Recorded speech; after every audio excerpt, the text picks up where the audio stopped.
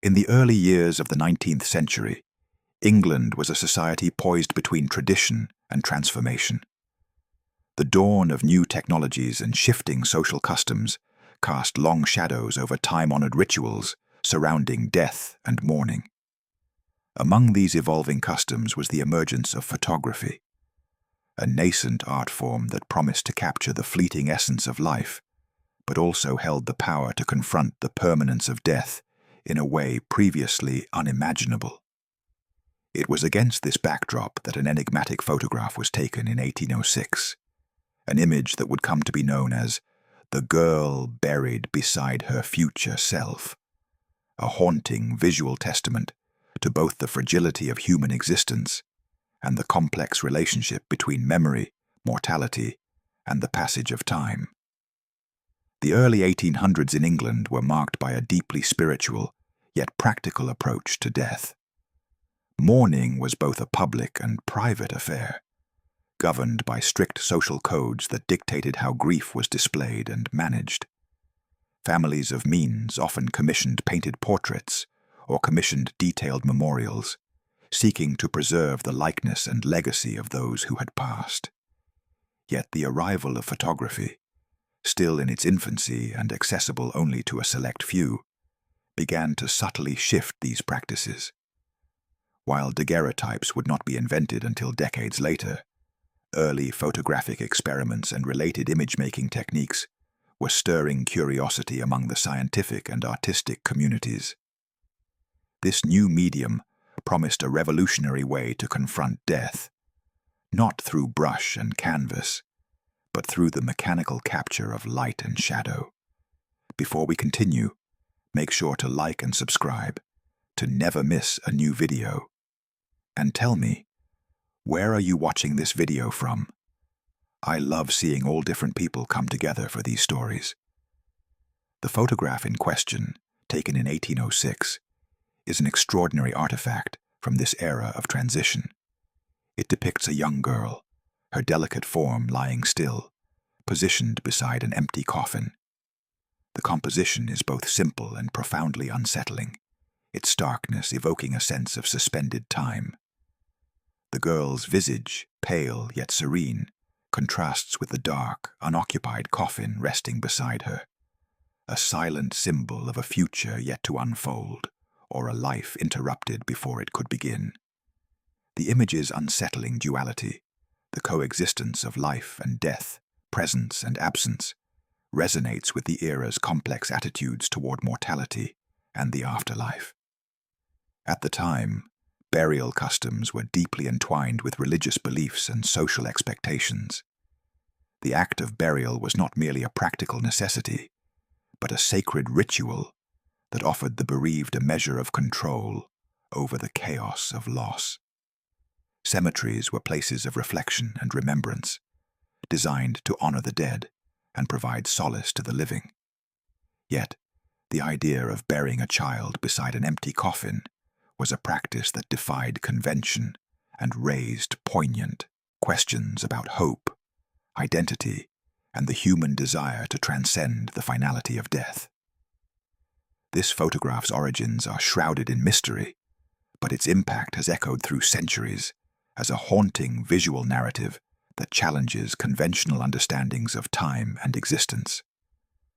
Unlike traditional post-mortem images of the era, which typically sought to memorialize the deceased as they were in life, this image captures a moment of profound ambiguity. The empty coffin beside the girl suggests a symbolic representation of her future self, an embodiment of the life she might have lived had fate not intervened. This duality invites viewers to contemplate not only the reality of death, but also the haunting possibilities of what might have been. The technical aspects of the photograph reflect the experimental nature of early image-making. The delicate interplay of light and shadow, the careful staging of the scene, and the precise positioning of the girl and the coffin all contribute to the image's eerie atmosphere. This was a time when photographic techniques were rudimentary, and each exposure required painstaking preparation. The resulting image is thus not only a document of mourning, but also a work of early photographic artistry, capturing the emotional complexity of grief through visual symbolism. The girl buried beside her future self stands at the crossroads of art, technology, and cultural practice. It embodies the tensions of an age, grappling with new ways to understand and commemorate death. The photograph's composition evokes a sense of frozen time, where past, present, and future converge in a single frame. The girl's stillness, juxtaposed with the empty coffin, suggests a narrative suspended between life and death, reality and possibility. In a society where death was both feared and ritualized, this image offered a unique form of solace. It allowed the living to externalize their hopes and fears, to confront the mystery of mortality not merely through loss, but through the symbolic presence of what might have been. The empty coffin beside the girl's body became a metaphor for the unfulfilled potential of a life cut short, a silent testament to the fragility of existence and the human yearning for continuity beyond death. The photograph also reflects broader cultural anxieties of the time. The early 19th century was an era marked by rapid social and technological change, with traditional beliefs increasingly challenged by scientific inquiry and industrial progress. Mortality, once framed primarily through religious doctrine, was becoming subject to new interpretations influenced by emerging medical knowledge and philosophical thought. This image captures a moment of cultural flux, where old and new worldviews collided, giving rise to complex expressions of grief and remembrance. While the precise circumstances surrounding the photograph's creation remain elusive, its enduring power lies in its ability to evoke deep emotional and intellectual responses. It serves as a visual meditation on the nature of time, memory, and the human condition. The girl's serene repose beside the empty coffin invites contemplation of the delicate boundary between life and death, and the ways in which memory attempts to bridge that divide. The image's haunting composition also underscores the evolving role of photography in shaping societal attitudes toward death. As photography developed throughout the 19th century, it became a crucial tool in memorializing the dead, documenting familial ties, and confronting the inevitability of loss. Early photographs like this one paved the way for more widespread acceptance of photographic mementos as part of mourning rituals, influencing both personal and collective experiences of grief. In the decades following the photograph's creation, societal customs surrounding death and mourning would continue to evolve. But this image remains a poignant artifact from a pivotal moment in history. It encapsulates the tensions and hopes of an era seeking new ways to comprehend mortality and preserve memory. The girl's silent presence beside her symbolic future self invites ongoing reflection on the mysteries of life, death, and the inexorable passage of time.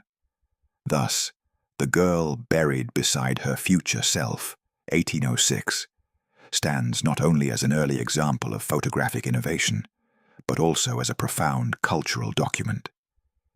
It captures the intersection of early 19th century burial customs and emerging technologies, offering a glimpse into a world grappling with the eternal questions of existence.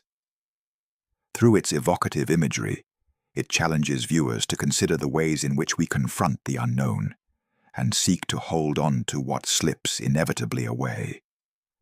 Eliza Thornton was born into a world that balanced privilege and precariousness, her family a respected pillar of early 19th century English society. The Thorntons were known for their standing in the county, landowners with a lineage traced back through several generations of local gentry. Their estate, nestled among rolling hills and ancient woodlands, bore witness to the ebb and flow of fortunes and tragedies alike. It was here, within the grand but somber walls of the family manor, that Eliza's brief life unfolded, marked by delicate health and the tender attentions of those who loved her. From her earliest days, Eliza was a fragile child.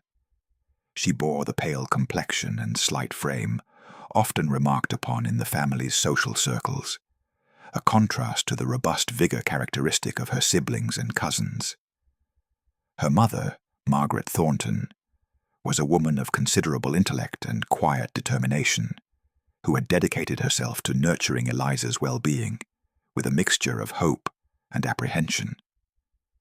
Margaret's letters and journals reveal a woman deeply attuned to the fine line between hope and despair, her maternal instincts shadowed by the ever-present fear that her daughter's health might fail.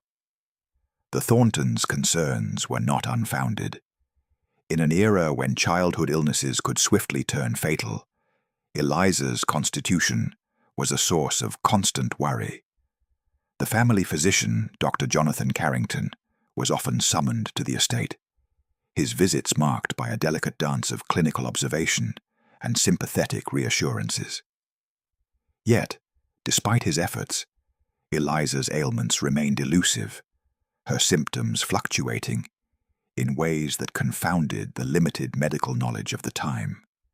Small fevers, bouts of weakness, and an unsteady appetite painted a portrait of vulnerability that colored her days. Margaret's letters to close friends and family members provide a window into the complexities of her experience as a mother grappling with uncertainty. She wrote of Eliza's moments of brightness, the soft laughter, the curious gaze, as well as the shadows that crept into her daughter's life. These writings reveal a woman caught between the desire to shield Eliza from the harsh realities of illness and the practical need to prepare for the possibility of loss. Margaret's reflections are suffused with a spiritual dimension, a faith tempered by the harsh lessons of mortality that seemed to hover over her household. Eliza's upbringing was shaped by the customs and expectations of her social milieu.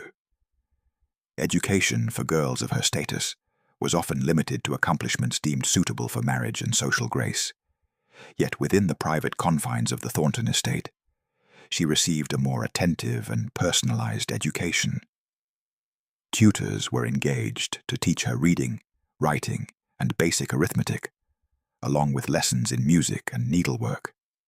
These pursuits, while designed to cultivate refinement, also offered Eliza moments of joy and mental engagement amidst her physical frailty.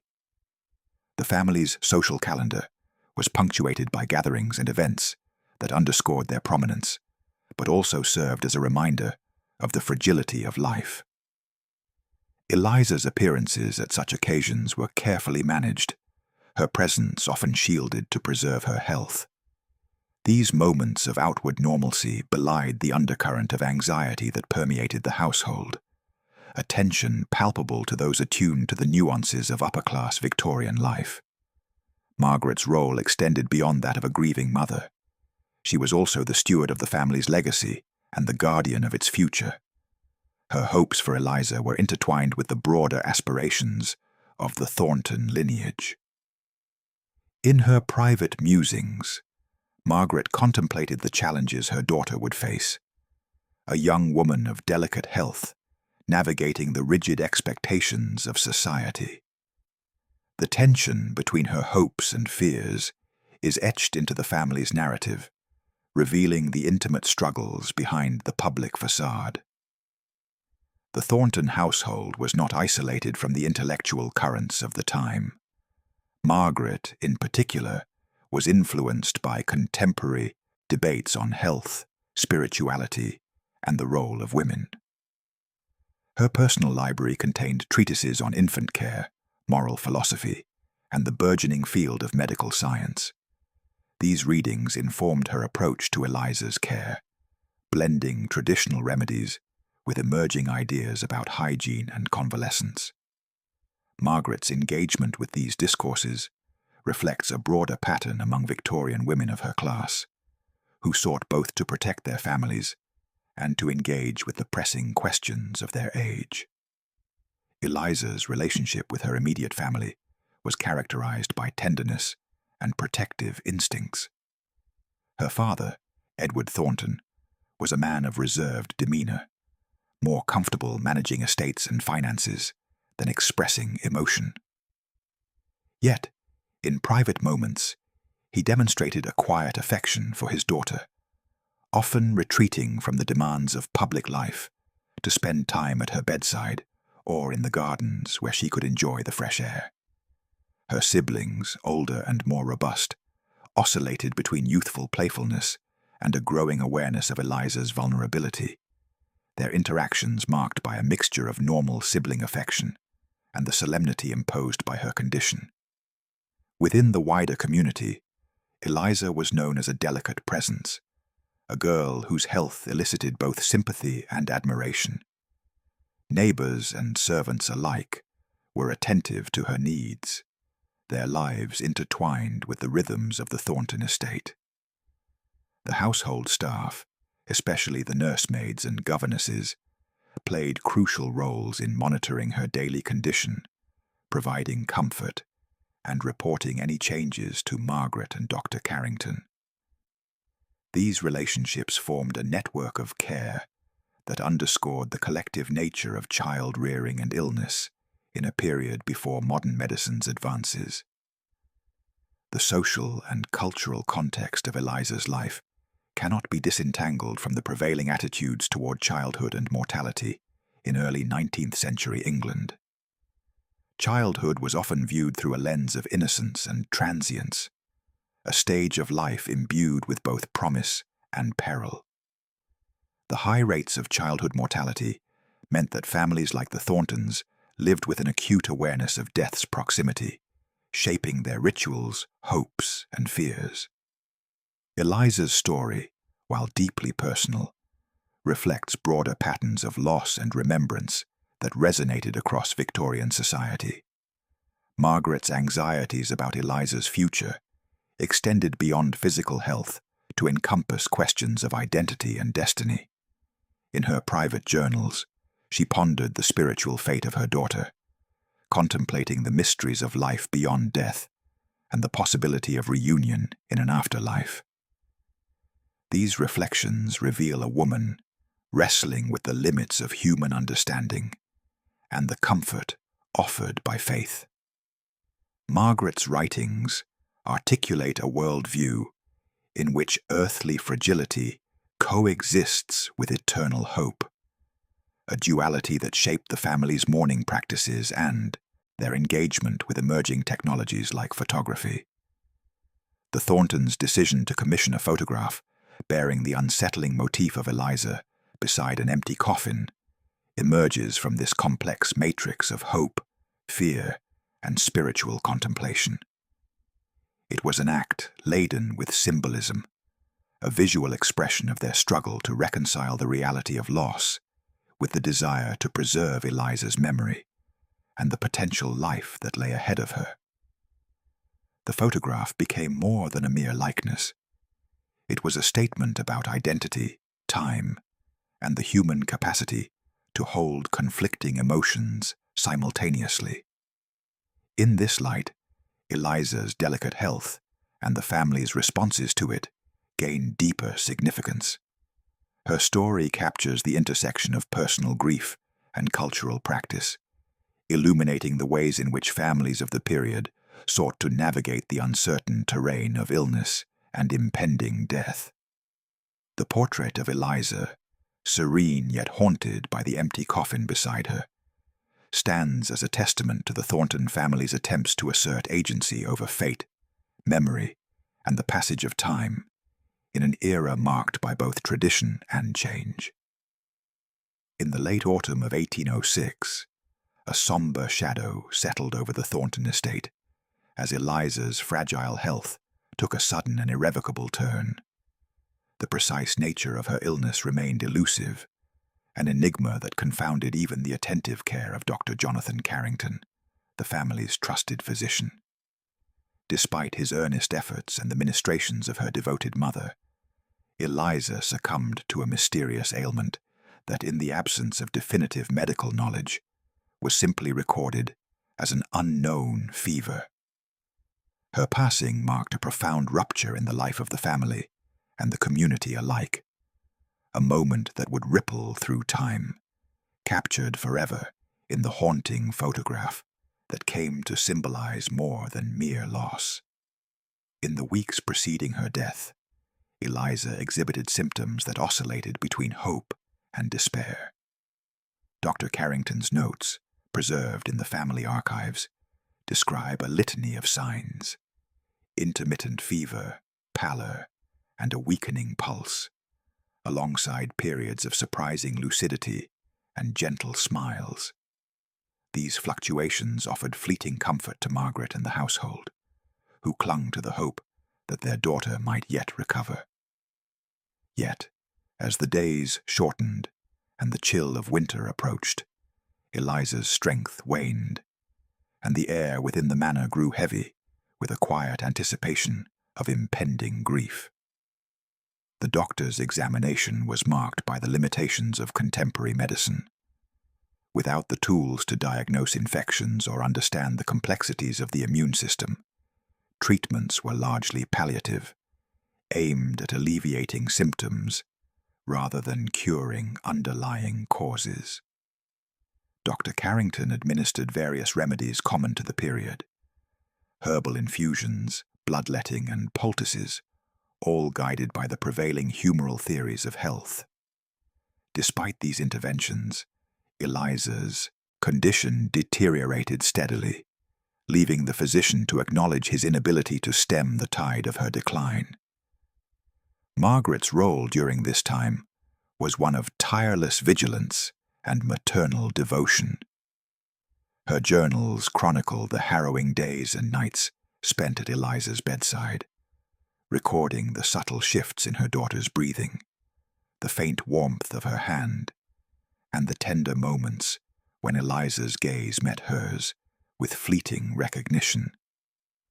These entries reveal a woman grappling with the dual burdens of hope and despair, her faith tested by the inexorable approach of loss.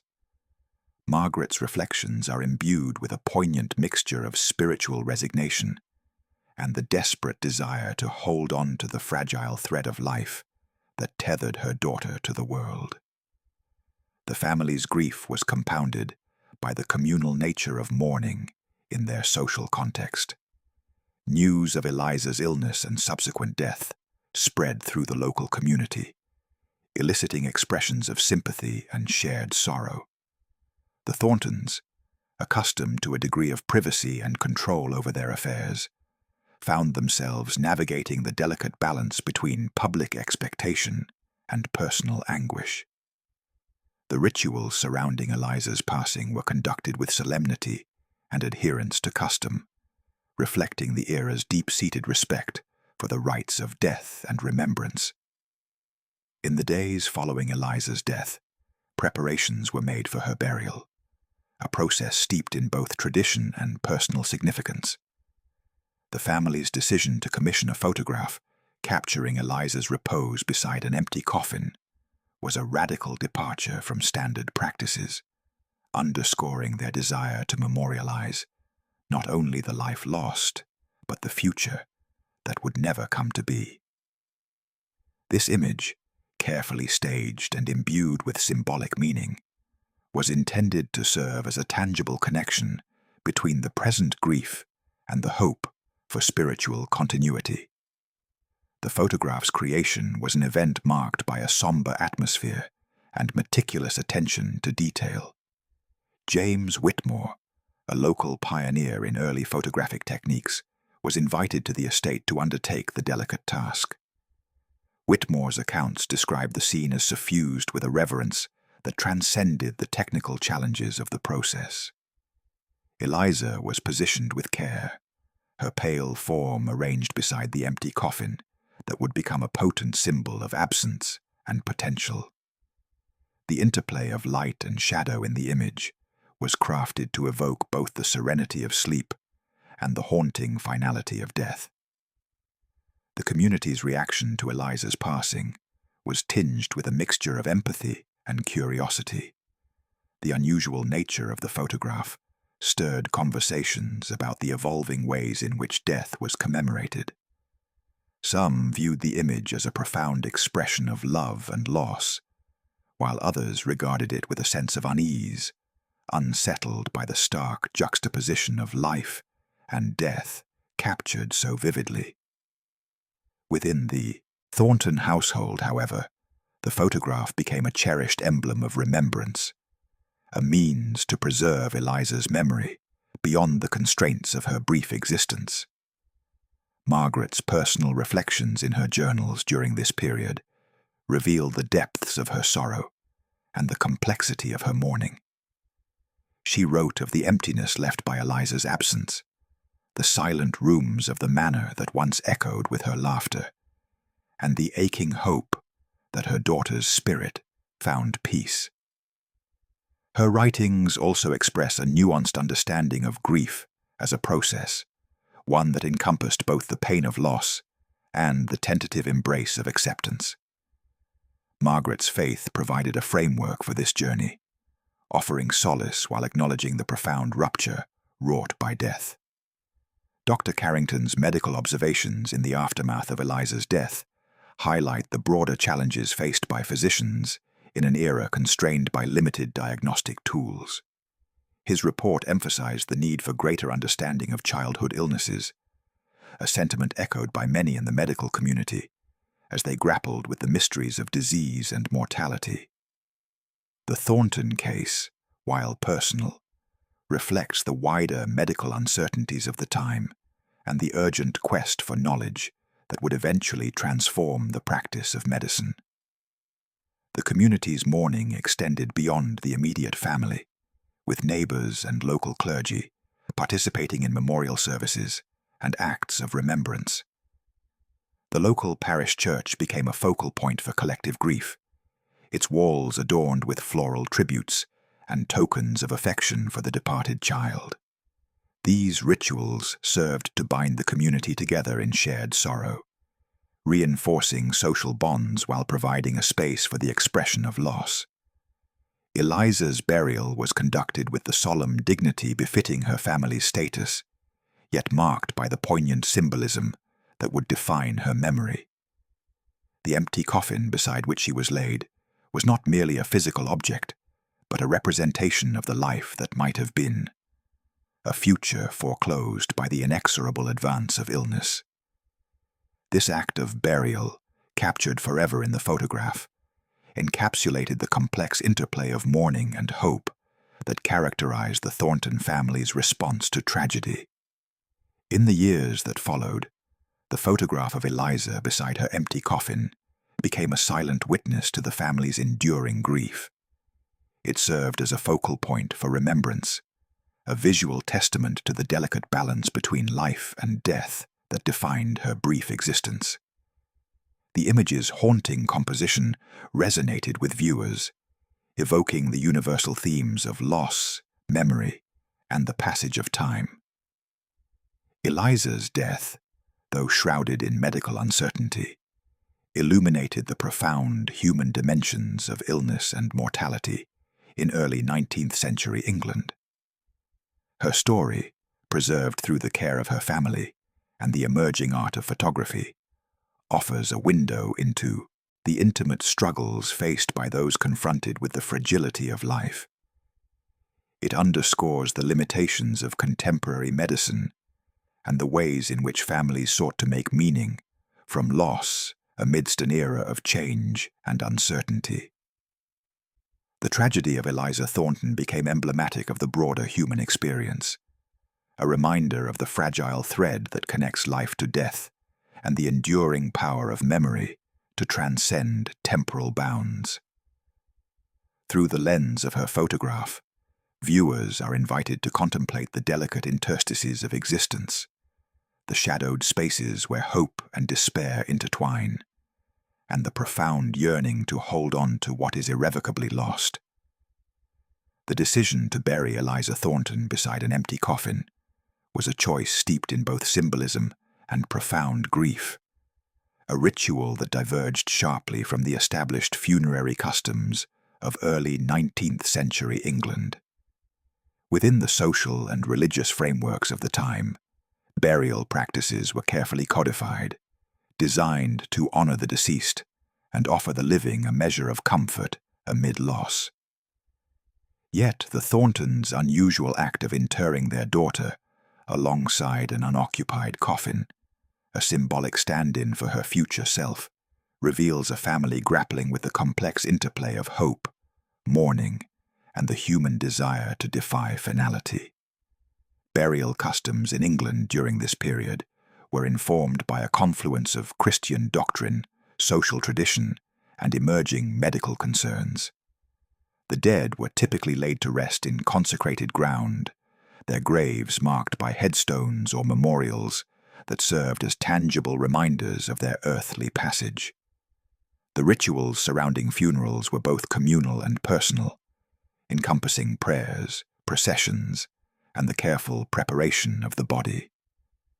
Families sought to provide dignity in death, reflecting both respect for the deceased and the cultural imperative to maintain social order through ritualized expressions of grief. In this context, the Thornton family's choice was extraordinary. Instead of a solitary coffin, Eliza's burial site included an adjacent empty coffin, a deliberate emblem of absence and potentiality. This act was not merely a practical measure, but a deeply symbolic gesture, an acknowledgement of the life that might have been, the future hopes that were irrevocably altered by her untimely death. The empty coffin stood as a silent testament to the uncertainties of fate, embodying both loss and the yearning for continuity beyond death. The rationale behind this burial practice is illuminated through the surviving writings of Margaret Thornton, whose personal journals offer a window into the family's intentions. Margaret grappled with the paradox of mourning, the need to accept death's finality while nurturing the hope that Eliza's spirit endured in some form. The empty coffin was, in her eyes, a physical manifestation of this tension, a way to honor the child's memory while symbolically preserving the possibility of future existence. This practice, while unusual, reflected a broader Victorian preoccupation with death as a threshold rather than an end. Local clergy and the undertaker, involved in Eliza's burial, recorded their observations of the ritual, noting its departure from convention with a mixture of intrigue and solemn respect. Reverend Samuel Whitfield, the parish priest, described the ceremony as a solemn yet hopeful farewell, acknowledging the family's desire to infuse the act of burial with layers of meaning that transcended mere interment. Whitfield's accounts suggest that the ritual was carefully orchestrated to balance theological doctrine with the personal grief of the family, creating a space where community and private mourning converged. The undertaker, Mr. Thomas Green, detailed the logistical challenges of preparing two coffins, one containing Eliza's body, the other purposefully left empty. Green noted the emotional weight carried by the empty coffin, which stood as a poignant symbol during the funeral service. Its presence elicited a palpable sense of absence, a reminder to mourners of the life unlived and the future lost.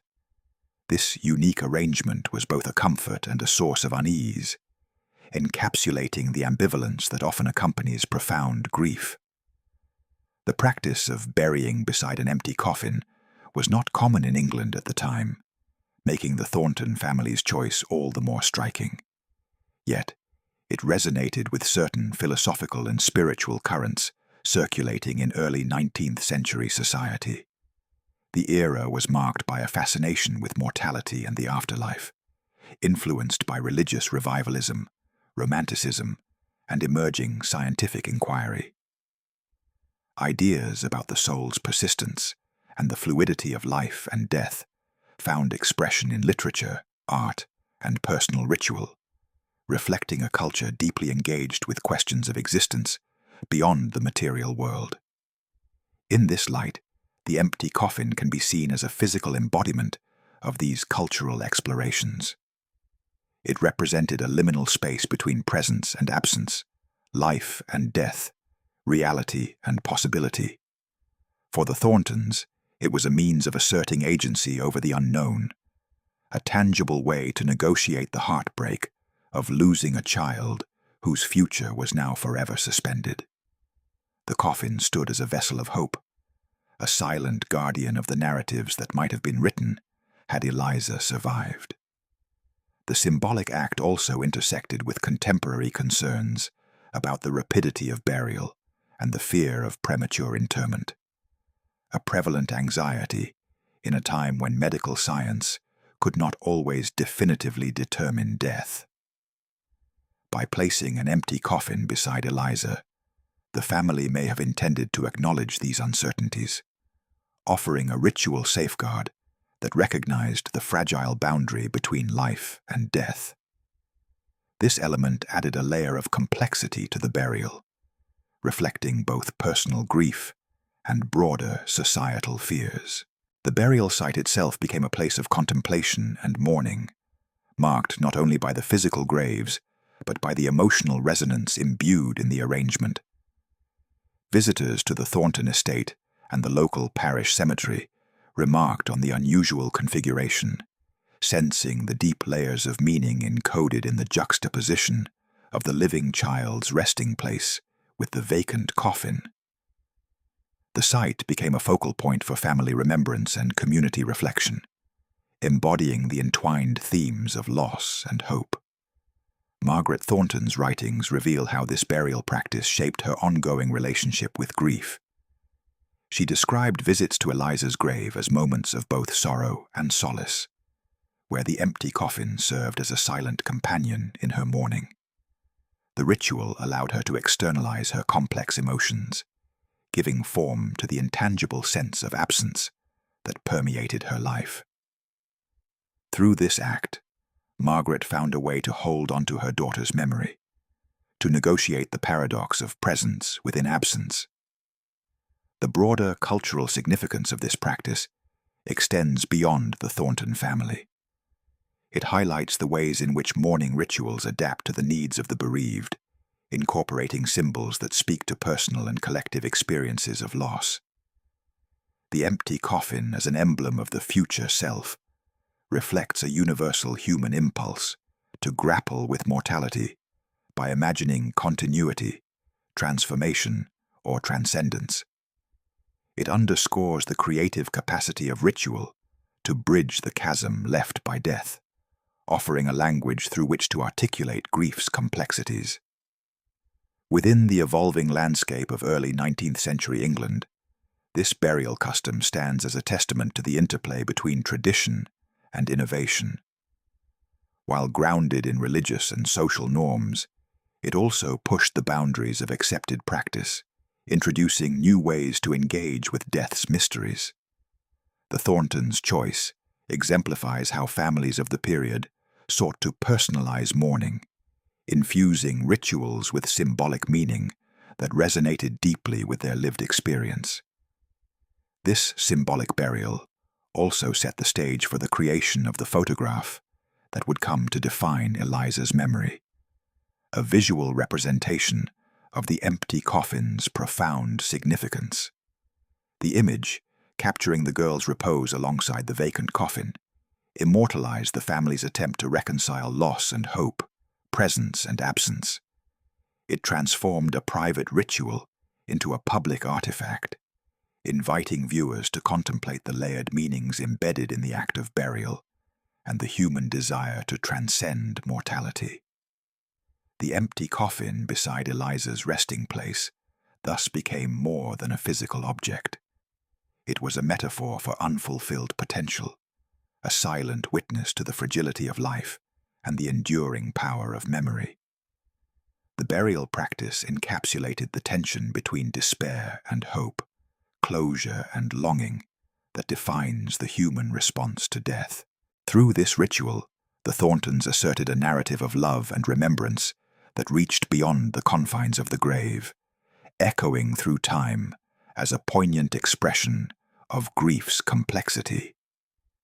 In the context of broader Victorian mourning customs, the Thornton family's choice adds a distinctive chapter, one that illustrates how death rituals are shaped by personal belief, cultural anxiety, and the timeless quest to find meaning in loss.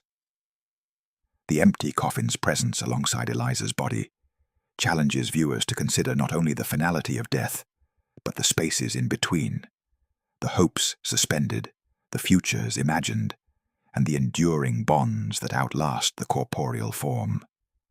Thus, the Thornton burial stands as a striking example of how families negotiate the impossible task of saying goodbye, using ritual and symbolism to hold on to what slips away. It invites reflection on the ways in which death is both an ending and a beginning, a point of rupture and a site of profound human connection. Through their unusual practice, the Thorntons left behind a legacy that continues to inspire contemplation of life, loss, and the mysteries that lie beyond.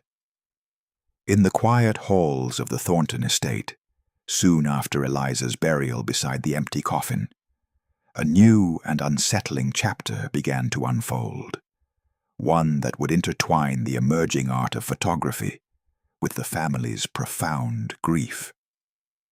The creation of the photograph, capturing Eliza's repose alongside the vacant coffin, was not merely an act of remembrance, but a pioneering moment in early photographic history. This image, remarkable for its eerie composition and technical sophistication, was the work of James Whitmore, a local innovator whose fledgling experiments with light-sensitive materials heralded a new era in visual representation. James Whitmore was an enigmatic figure in the region, known among the scientific and artistic circles as a man driven by curiosity and meticulous precision. His interest in capturing images through chemical processes was inspired by a blend of scientific inquiry and an artistic sensibility that sought to preserve fleeting moments in a tangible form. Though photography as a fully realized medium would not be formally introduced until decades later, Whitmore's early experiments with what was then called photogenic drawing positioned him at the forefront of a technological frontier. The commission to photograph Eliza Thornton's final repose offered him an opportunity to apply his developing skills to a subject fraught with emotional and symbolic weight. The photographic session took place within the somber confines of the family's private parlor, a room selected for its subdued light and solemn atmosphere. Whitmore's preparation was painstaking. The photographic plates required long exposure times, demanding absolute stillness and careful arrangement of subjects. Eliza's body was laid with tender care, her pale form arranged beside the empty coffin, the very symbol of absence and potential that had defined the family's mourning ritual. The composition was deliberate. Whitmore sought to capture not only the physical likeness of the child, but the emotional resonance of loss and unfulfilled future. Whitmore's reflections on the session, recorded in his personal journal, convey the weight of the moment. He described the scene as filled with a quiet reverence, noting the challenge of balancing technical requirements with the family's desire for dignity and meaning. The interplay of light and shadow was critical, casting Eliza's figure in a soft glow that suggested both the serenity of sleep and the finality of death.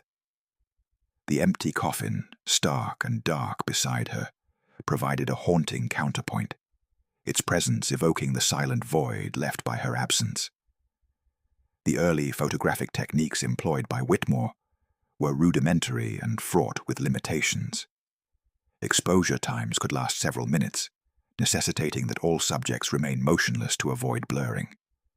The chemical processes were delicate, requiring precise handling of sensitized plates and careful development to produce a clear image. Despite these technical hurdles, Whitmore succeeded in creating a photograph that transcended mere documentation, imbuing the image with a poignant narrative power that resonated deeply with the family and later viewers. The photograph's eerie atmosphere was enhanced by its composition. Eliza's face, pale and serene, was framed carefully, her delicate hands folded across her chest. The empty coffin beside her loomed as a dark, silent presence, its sharp angles contrasting with the softness of the child's form. This juxtaposition of light and darkness, presence and absence, life and death, created a visual tension that stirred profound emotional responses. The image seemed to capture a moment suspended between worlds, a liminal space where memory and loss intertwined. James Whitmore's pioneering work with Eliza's photograph offered a new way for families to engage with grief. Unlike traditional painted portraits or memorial sculptures, photography promised an immediacy and realism that could confront the reality of death with unsettling clarity. This innovation challenged Victorian conventions surrounding mourning and remembrance, introducing a medium that was both intimate and unflinching in its portrayal of mortality. Whitmore's photograph became an early example of post-mortem photography, a genre that would gain popularity in the decades to follow, as families sought tangible connections to their lost loved ones. The atmosphere during the photographic session was marked by a solemnity that transcended technical concerns. Family members, though stricken with grief, participated in the process with a sense of purpose, recognizing the photograph as a means to eternalize Eliza's memory. Margaret Thornton, in particular, understood the significance of this new form of remembrance. Her writings reveal a woman who saw in the image a bridge between the earthly and the spiritual, a way to hold on to the transient presence of her daughter beyond the confines of the grave. Whitmore's reflections also highlight the broader cultural tensions surrounding death and technology in the early 19th century. Photography, still emerging from the realms of science and art, offered unprecedented opportunities to capture reality, but also raised questions about the propriety and emotional impact of such images. The photograph of Eliza, with its stark symbolism and intimate subject matter, embodied these tensions, standing as both a memorial and a provocateur of new ways of seeing death. The technical mastery displayed in the photograph belied the infancy of the medium. Whitmore's understanding of light, exposure, and composition enabled him to create an image that was both technically sound and rich in emotional texture. The photograph's clarity and depth invited prolonged contemplation, allowing viewers to engage with the layered meanings embedded within the scene.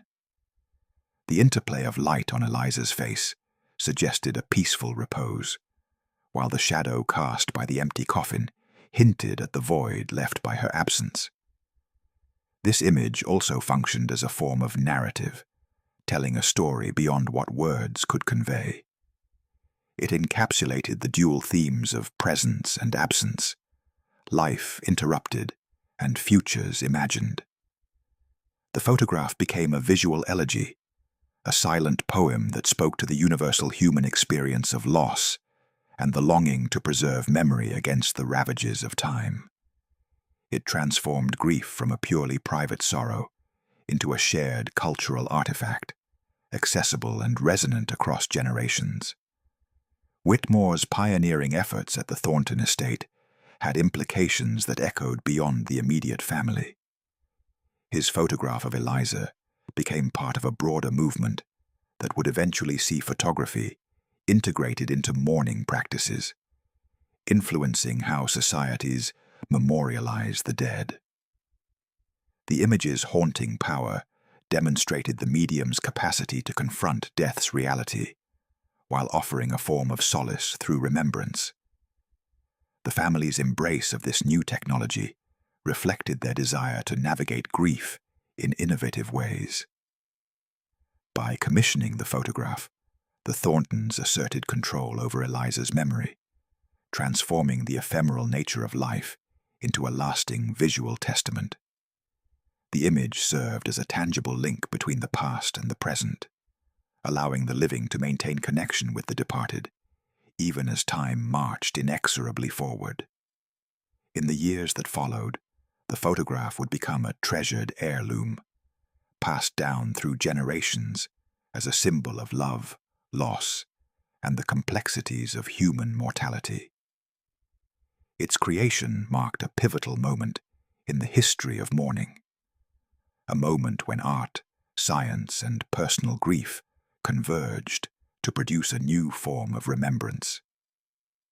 Whitmore's work at the Thornton estate stands as a testament to the power of early photography to capture not just images, but the profound emotional landscapes that define the human experience. Decades after the poignant photograph of Eliza Thornton and the empty coffin had been taken, the image lay quietly forgotten in the archives of the Thornton estate, its significance obscured by the passage of time and shifting cultural landscapes. It was not until the late 19th century, during a period of renewed interest in Victorian history and mourning customs, that the photograph was rediscovered by Clara Winthrop, a dedicated historian and archivist known for her meticulous research into regional histories and forgotten narratives. Winthrop's uncovering of the image would ignite a profound re-examination of the story behind Eliza's burial and the cultural practices that had given rise to such an unusual and haunting memento. Clara Winthrop's encounter with the photograph occurred in the dimly lit study of the Thornton ancestral home, where she had been granted access to the family's extensive collection of documents, letters, and artifacts. The photograph, fragile and yellowed with age, immediately captured her attention. Its stark composition, the serene, pale figure of Eliza beside the somber, empty coffin, was imbued with an eerie stillness that seemed to transcend its material form. Winthrop recognized the image not only as an early example of photographic innovation, but also as a window into the complex interplay of grief, ritual, and symbolism in early 19th century England. Driven by curiosity and scholarly rigor, Winthrop embarked on a comprehensive archival investigation to unravel the context surrounding the photograph. She scoured letters penned by Margaret Thornton, medical records from Dr. Jonathan Carrington, and parish documents maintained by Reverend Samuel Whitfield. Each piece of evidence contributed to a nuanced understanding of the family's experience, revealing layers of personal sorrow entwined with broader societal attitudes toward death and remembrance. Winthrop's research illuminated the Thornton family's deliberate choice to bury Eliza beside an empty coffin, an act that had puzzled many contemporaries, but gained new meaning through the historian's lens. The empty coffin emerged as a potent symbol of unfulfilled potential and interrupted futures, a physical manifestation of the family's attempt to grapple with the loss of a child whose life was suspended between what had been and what might have been. This interpretation resonated with Victorian preoccupations with mortality, memory, and the spiritual continuity of the soul. Moreover, Winthrop's archival work shed light on the evolving role of photography in mourning practices. The image, she noted, was an early and rare example of post-mortem photography, a genre that would gain prominence in the decades following Eliza's death. The photograph's composition, technical execution, and emotional resonance encapsulated the tensions and possibilities inherent in this new medium, a means to both confront and commemorate death in ways that painted portraits could not. Through this lens, the photograph was not merely a family keepsake, but a cultural artifact reflecting shifting attitudes toward death and memory. In her scholarly writings, Winthrop emphasized the photograph's dual function as both a document and a symbol. It preserved the visual likeness of Eliza at the moment of her passing, while simultaneously embodying the intangible grief and hope that permeated the Thornton household. The image's stark juxtaposition of life and absence invited viewers to engage with the complexities of mourning, challenging simplistic narratives of loss by foregrounding the liminal spaces between presence and absence. The historian's analysis also touched upon the broader historical context in which the photograph had been created and later rediscovered. The early 19th century was a time of significant social and technological change, with emerging scientific understanding beginning to reshape conceptions of life, death, and the afterlife. By the late 19th century, when Winthrop conducted her research, these shifts had further evolved, allowing for new interpretations of earlier mourning practices. The photograph thus functioned as a bridge across time, connecting the intimate sorrow of one family with the broader cultural currents that shaped Victorian England. Winthrop's investigation extended beyond textual sources to include a forensic examination of the photograph itself. Collaborating with experts in early photographic techniques, she explored the materials and processes used by James Whitmore, the photographer. This analysis confirmed the photograph's authenticity and illuminated the technical challenges overcome in its creation. The careful staging, exposure, and development underscored Whitmore's skill and the family's commitment to preserving Eliza's memory in a form that transcended mere documentation. The rediscovery of the photograph also sparked renewed interest in the peculiar burial practice that had accompanied Eliza's death. Winthrop's research brought to light contemporary accounts from the local clergy and undertaker, who had documented their impressions of the empty coffin's symbolic significance. These accounts revealed a community grappling with new ways to understand and ritualize death, reflecting the tensions between tradition and innovation that characterized the period. Winthrop's work further highlighted the photograph's role in shaping modern interpretations of early 19th century mourning customs. By situating the image within a broader cultural and historical framework, she demonstrated how personal grief intersects with collective practices and beliefs. The photograph became a case study in how families utilized emerging technologies and symbolic rituals to navigate the profound disruptions wrought by death. In her lectures and publications, Winthrop emphasized the photograph's enduring power to evoke empathy and contemplation. She argued that the image's blend of technical artistry and emotional depth offered a unique portal into the Victorian psyche, revealing the ways in which mourning was both a personal journey and a culturally mediated experience. Through this rediscovery, the story of Eliza Thornton transcended its historical moment, inviting ongoing reflection on the universal themes of loss, memory, and the passage of time.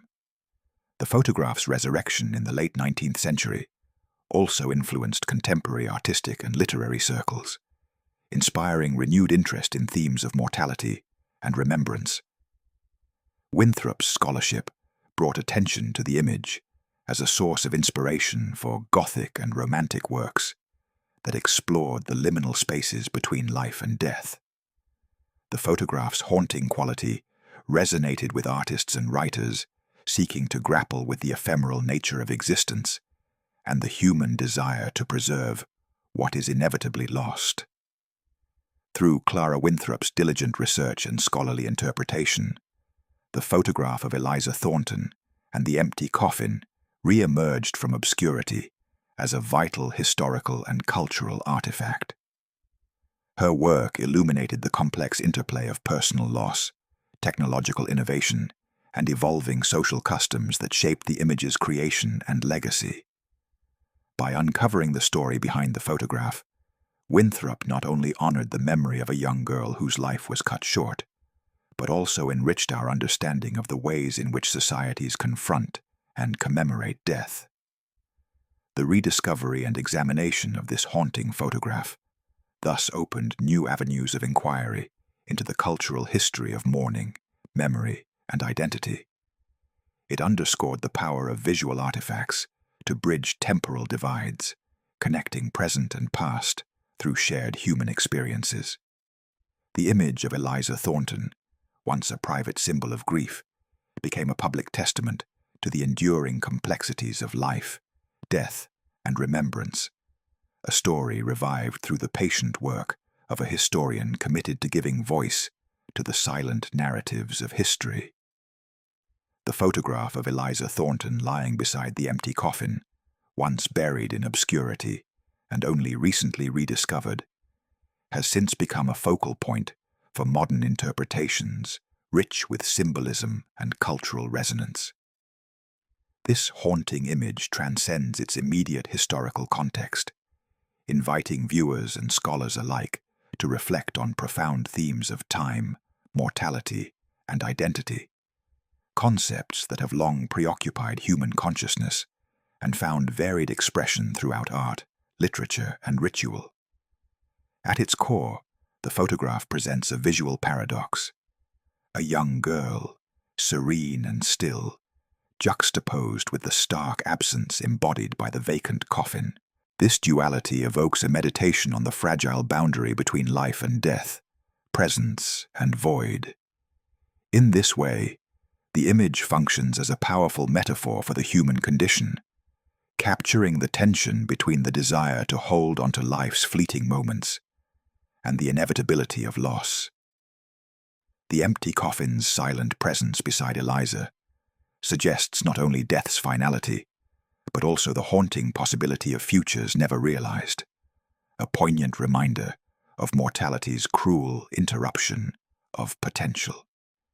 Modern cultural analysis frames this burial next to a symbolic future self coffin as a compelling metaphor for the transient nature of existence and the complex relationship individuals maintain with their own identity across time.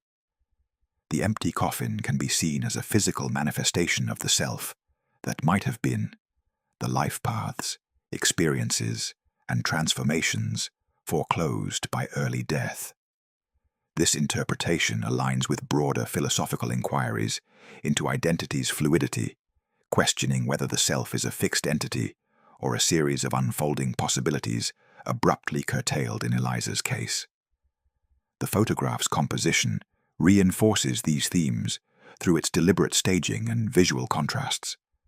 Eliza's pale, peaceful visage is bathed in soft light, evoking innocence and repose, while the dark, vacant coffin stands in stark counterpoint, a symbol of absence and the unknown.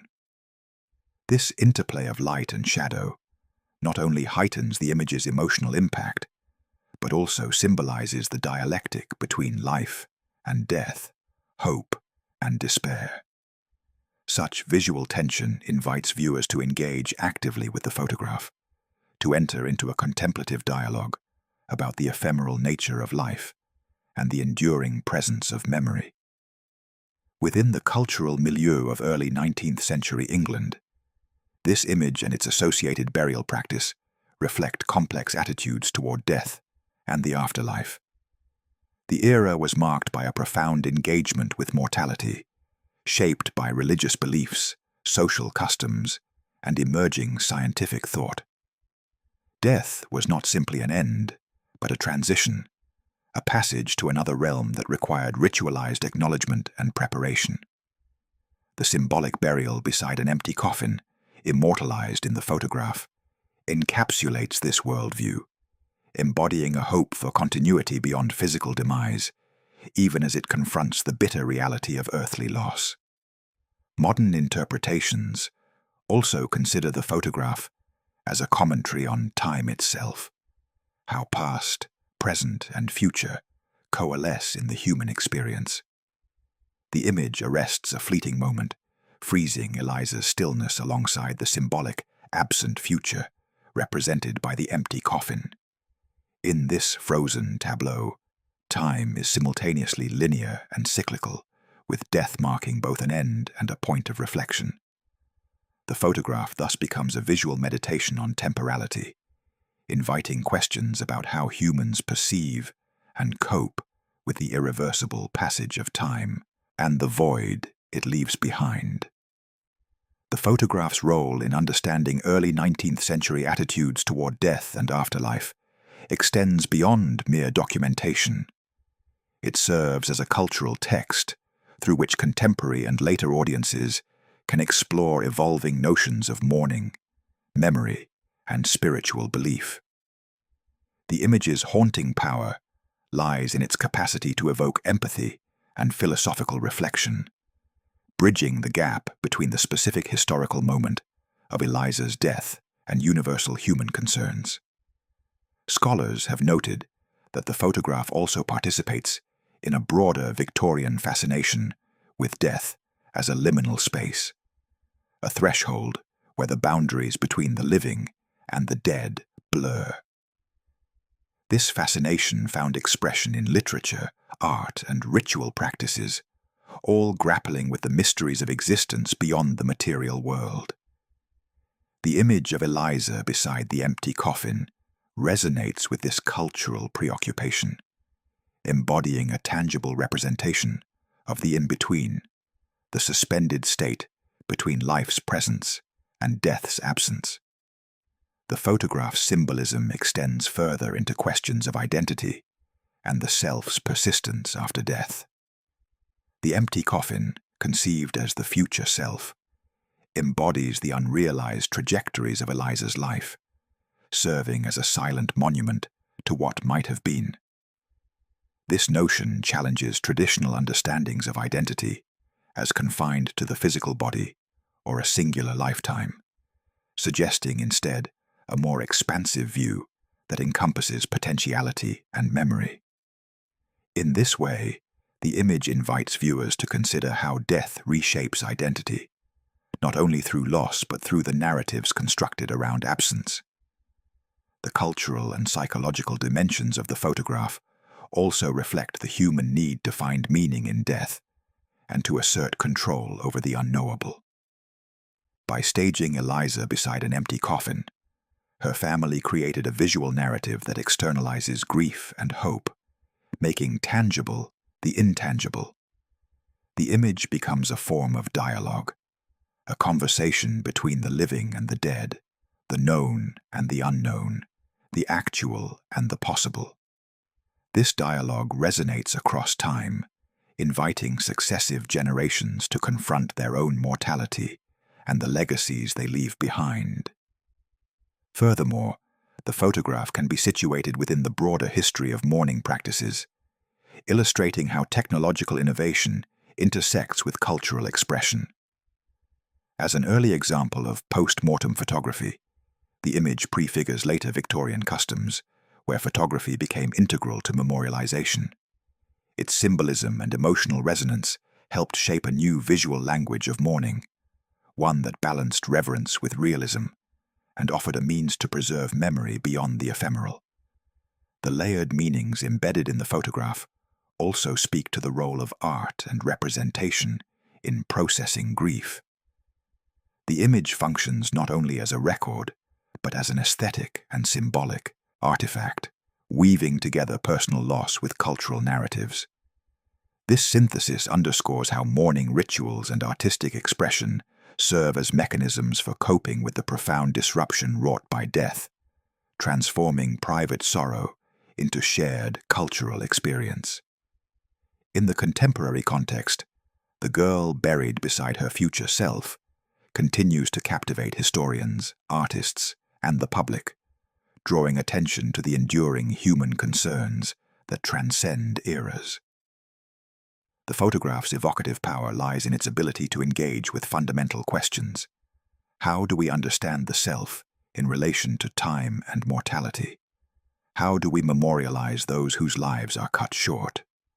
What symbols and rituals help us navigate the fragile boundary between life and death? Ultimately, the photograph stands as a testament to the universal human struggle to reconcile the finite nature of existence with the desire for continuity and meaning. Through its haunting imagery, It invites ongoing reflection on the mysteries of life and death, the passage of time, and the enduring power of memory. It challenges us to confront our own mortality, while honoring the lives and futures that, like Eliza's, remain forever suspended in the delicate balance between presence and absence. Margaret Thornton's personal journals, long held in the private family archives, surfaced during Clara Winthrop's exhaustive research, revealing a deeply intimate and philosophical dimension to the family's mourning. These writings, penned in the months following Eliza's death, offer a rare and poignant window into a mother's psyche, grappling with the unbearable loss of a child, while simultaneously wrestling with broader questions of fate, destiny, and the interplay of life and death. Margaret's entries are suffused with a tender mixture of sorrow and spiritual contemplation. She frequently reflects on the fragile boundary between earthly existence and the eternal, meditating on the notion that Eliza's premature passing was part of a divine plan inscrutable to human understanding. Her language often blends religious faith with poetic musings, revealing a woman who sought to find meaning beyond the immediate pain through a belief in a larger cosmic order. In one particularly evocative passage, Margaret writes of her hope that Eliza's spirit exists in a realm untouched by suffering and time, a place where the soul dances free, unbound by mortal chains.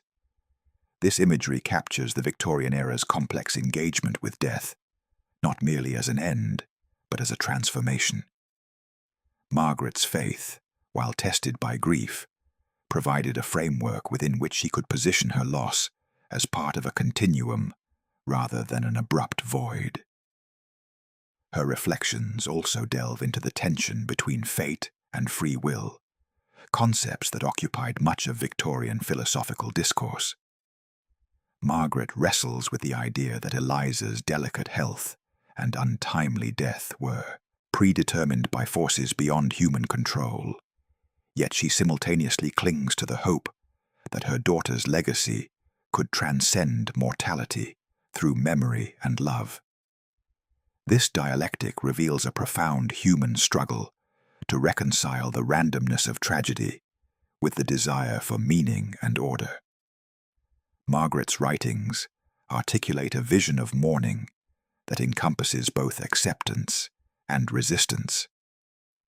She acknowledges the finality of death, but refuses to let it sever the emotional and spiritual bonds that connect her to Eliza. The empty coffin beside her daughter's grave and the photograph that immortalizes this arrangement become symbols of this ongoing connection, a physical manifestation of hope amid despair. Her journals also reveal the influence of contemporary religious and philosophical movements, including Romanticism and early spiritualism. Margaret's language resonates with romantic ideals of nature, eternity, and the sublime, infusing her grief with a sense of transcendence. At the same time, her musings touch upon emerging spiritualist beliefs about communication with the departed, reflecting a Victorian fascination with the afterlife and the possibility of continued existence beyond the physical world.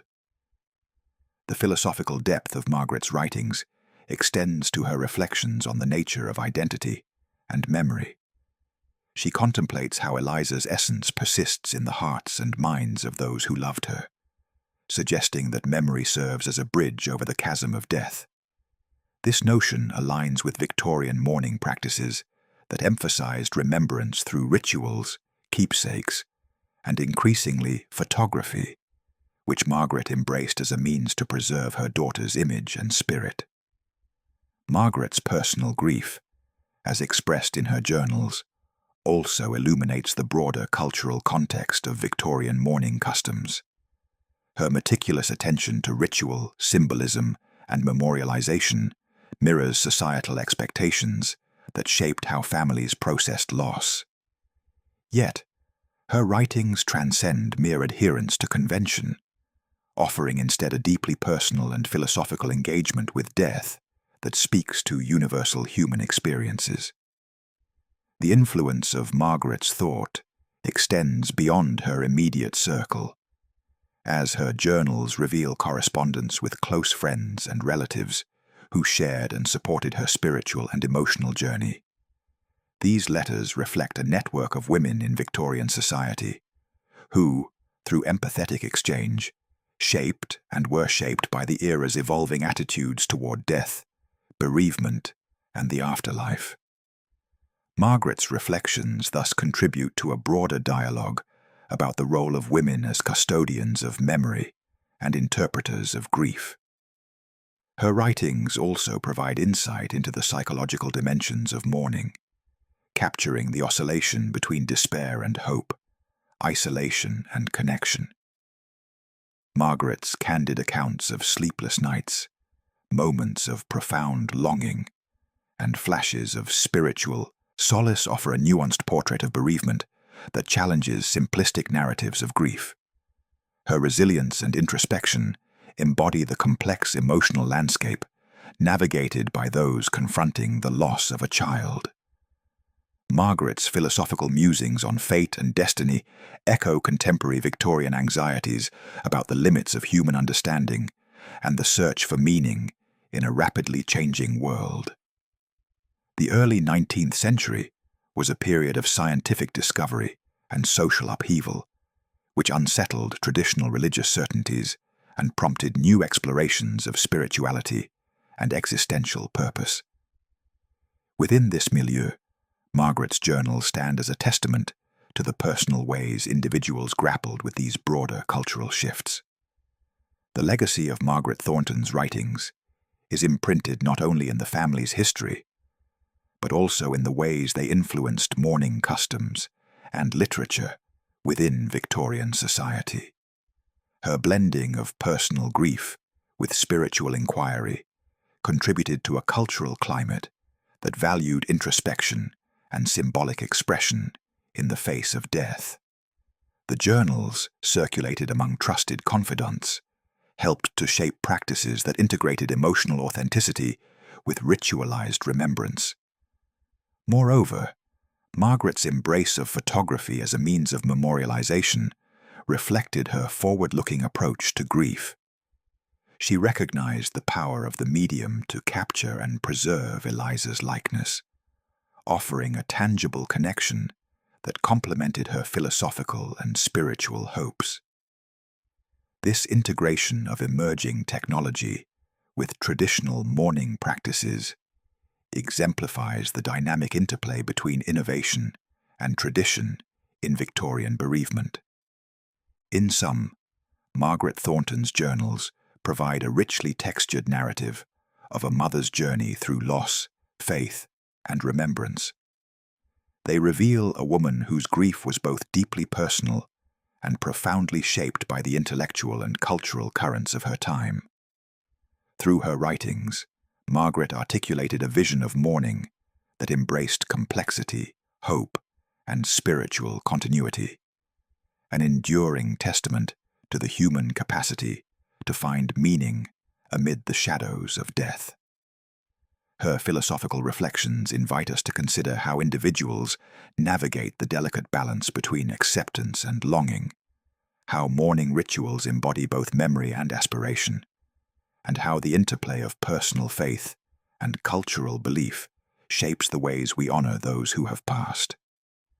Margaret's legacy endures not only in the pages of her journals, but also in the symbolic power of the photograph and burial ritual that continue to captivate and move us across generations.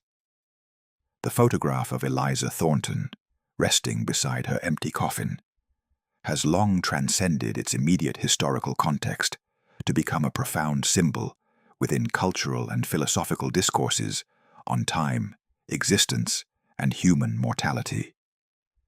Its impact extends deeply into the realms of Gothic and Romantic literature, where themes of life's transience, the haunting presence of death, and the fragile boundary between reality and the supernatural have been explored with evocative intensity. This image, with its stark visual tension and symbolic resonance, has inspired creative works that grapple with the ephemeral nature of human life and the enduring quest to transcend mortality. Within the Gothic tradition, the photograph evokes a spectral presence, a liminal figure suspended between life and death, corporeal and ethereal. The juxtaposition of Eliza's serene, pale form against the dark, vacant coffin conjures the haunting imagery characteristic of Gothic art and literature, where ghosts, memories, and unresolved grief permeate the narrative space.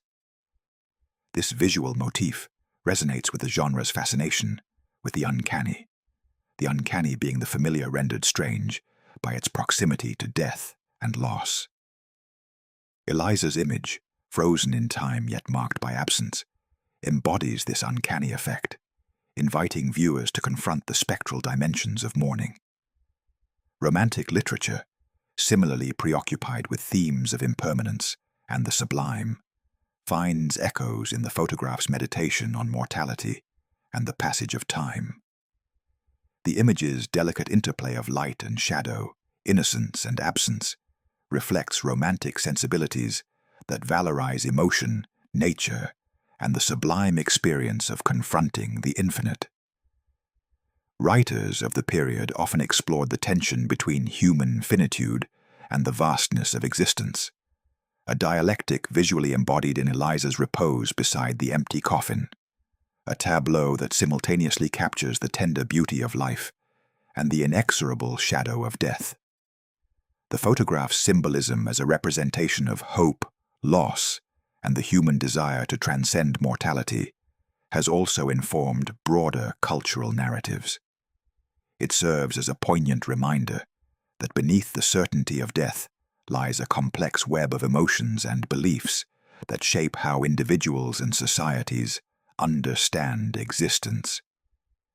The empty coffin, as a metaphor for the future self lost to death, speaks to the universal experience of interrupted potential and the enduring longing for continuity beyond the physical realm. Throughout the 19th century, this image inspired artistic and literary explorations that sought to articulate the ineffable qualities of grief and remembrance. Poets and novelists drew upon the photograph's visual language to evoke the fragility of life and the haunting presence of absence. The motif of the departed child, framed by symbols of both death and hope, became a recurring theme, reflecting societal preoccupations with innocence, loss, and spiritual transcendence. The photograph also contributed to evolving understandings of time and identity within cultural discourse. It challenges linear conceptions of existence by presenting a moment where past, present, and future converge. Eliza's physical form preserved, even as the empty coffin stands as a symbol of futures foreclosed.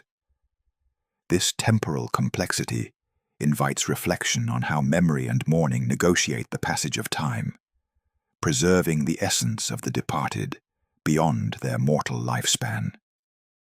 Moreover, the image's role as a cultural artifact underscores the power of visual media in shaping collective memory. As a tangible representation of loss, it bridges personal sorrow and communal experience, fostering empathy and shared reflection. The photograph's haunting presence continues to provoke questions about how societies memorialize death and conceptualize the self amid impermanence. In contemporary scholarship, the photograph has been analyzed for its ability to encapsulate Victorian anxieties surrounding death and the afterlife, as well as its influence on mourning practices. Its evocative composition offers insight into how early photographic technology intersected with cultural expressions of grief, creating new modalities for confronting mortality. The image thus occupies a critical space where art, technology, and spirituality converge. The photograph's enduring fascination lies in its capacity to evoke a profound emotional response while simultaneously inviting intellectual inquiry. It challenges viewers to engage with the paradoxes of existence, the coexistence of life and death, presence and absence, memory and oblivion. Through its haunting imagery, it opens a dialogue about the human condition, mortality's inevitability, and the desire to find meaning in loss. This dialogue extends into the realm of philosophy, where questions about identity, temporality, and the nature of being find visual expression in the photograph. The empty coffin beside Eliza's body symbolizes not only physical absence, but also the conceptual space of potentiality, raising inquiries into what it means to be and to cease to be. The image thus serves as a meditation on existence, inviting contemplation of life's fleeting nature and the enduring imprint of memory. The story of Eliza Thornton, as captured in this photograph, transcends its specific historical moment to resonate universally as a symbol of hope, loss, and the human struggle to comprehend mortality. It reflects the profound ways in which art and ritual mediate the experience of death, transforming personal grief into shared cultural meaning. The image's haunting beauty and symbolic depth continue to inspire artists, writers, and thinkers, ensuring its place within the ongoing exploration of life's transience and the mysteries beyond. By weaving together themes of Gothic eeriness, romantic introspection, and philosophical reflection, the photograph stands as a testament to the enduring power of visual culture to shape our understanding of death and remembrance. It invites us to confront the shadows that accompany existence and to find within them a space for hope, memory, and the transcendent qualities of the human spirit. The enduring legacy of the girl buried beside her future self extends far beyond the confines of the Thornton family estate, resonating across historical and cultural studies as a poignant emblem of early 19th century mourning rituals and the evolving human confrontation with death. Over the decades, the photograph has become a centerpiece in museum exhibitions and academic discourse, its haunting imagery offering a tangible connection to the intimate realities of loss, memory, and the mysteries of life and death. Within museum walls, the photograph is displayed not simply as a relic of antiquated customs, but as a profound narrative artifact, inviting viewers to engage with the layered meanings embedded in its composition. Exhibits contextualize the image within the broader framework of Victorian mourning practices, tracing how families navigated grief through rituals, symbols, and emerging technologies like photography. Visitors are drawn into the delicate interplay of presence and absence, life and loss, as they confront the silent story of Eliza Thornton and the empty coffin that symbolizes a future forever deferred. The photograph's place in historical collections underscores its value as a document of social and cultural transformation. It illuminates the ways in which technological innovation intersected with personal grief, shaping new forms of remembrance that challenged traditional modes of memorialization. As one of the earliest known examples of post-mortem photography, the image exemplifies how photography became an integral part of mourning, offering families a means to preserve their loved ones' likenesses with unprecedented realism and immediacy. Scholars have drawn upon the photograph to explore the complex relationship between death, memory, and identity in Victorian society. Its evocative power facilitates interdisciplinary inquiry, bridging history, art history, anthropology, and psychology. The image serves as a lens through which to examine the cultural anxieties of the era, about mortality, the afterlife, and the fragility of childhood, and how these concerns were negotiated through ritual and representation. The continued fascination with the photograph also reflects broader human impulses to understand and cope with loss. It challenges contemporary audiences to consider how mourning practices evolve while remaining rooted in fundamental desires, to remember, to connect, and to find meaning amid sorrow. The image's haunting presence evokes empathy across generations, reminding viewers that behind every historical artifact lies a deeply human story of love, hope, and grief. Curators and historians emphasize the importance of such artifacts in fostering public engagement with history's emotional dimensions. By presenting the photograph alongside personal letters, burial records, and early photographic equipment, exhibitions create immersive experiences that humanize the past. These displays encourage reflection on the continuity of human experiences, bridging temporal divides and underscoring the universality of grief. The photograph's influence extends into contemporary artistic and cultural expressions, inspiring works that revisit themes of mortality and memory. Artists, writers, and filmmakers have drawn upon the image's powerful symbolism to explore the tensions between presence and absence, life and death, in modern contexts. Its visual language has become a touchstone for creative explorations of how technology mediates remembrance and how the past informs the present. Educational programs associated with exhibitions have further amplified the photograph's impact, prompting discussions about historical and cultural attitudes toward death. These dialogues encourage critical thinking about how societies construct meaning around mortality, and how rituals serve as mechanisms for emotional processing and communal solidarity. The photograph thus functions as a catalyst for ongoing conversations about the human condition. The story of Eliza Thornton and her symbolic burial continues to resonate as a poignant reminder of life's fragility and the enduring power of memory. It invites us to consider how the past informs our present understanding of death and mourning, illuminating the ways in which personal narratives become woven into collective history. Through the photograph, Eliza's brief existence transcends time, offering a testament to the universal experiences that define humanity. By bridging history, art, and cultural practice, the girl buried beside her future self exemplifies how artifacts can convey profound truths about existence.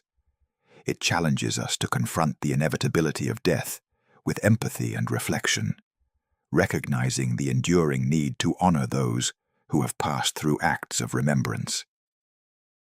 The photograph's haunting beauty and layered symbolism continue to inspire, reminding us that memory is a living force that shapes identity and connects generations. As museums, scholars, and the public engage with this image, its legacy is continually renewed, ensuring that Eliza Thornton's story remains alive in collective consciousness. The photograph stands as a silent yet eloquent witness to the complexities of grief and the human capacity to find meaning in absence.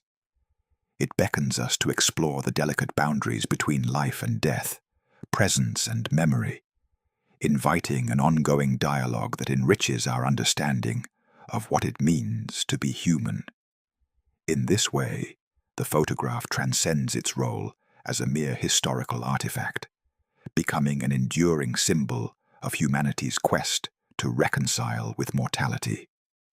It embodies the intersection of technology, culture, and emotion, capturing a moment that is both deeply personal and universally resonant.